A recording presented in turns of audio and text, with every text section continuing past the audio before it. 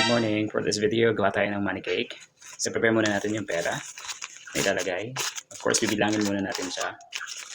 Dapat eksakto yung perang ilalagay natin.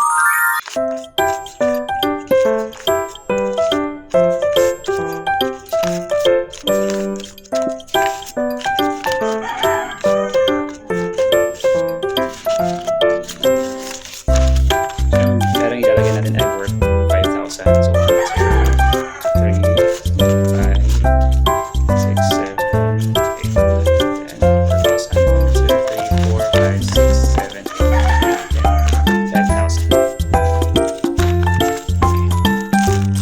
So yan, sa plastic sa isa.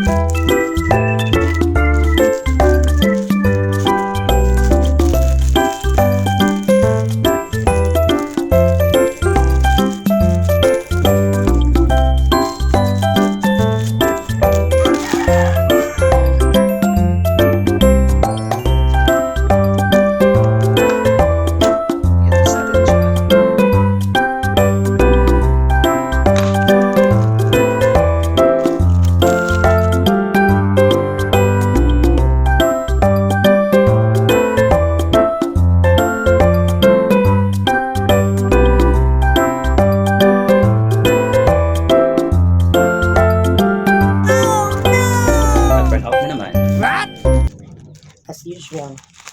Madilim pa rin.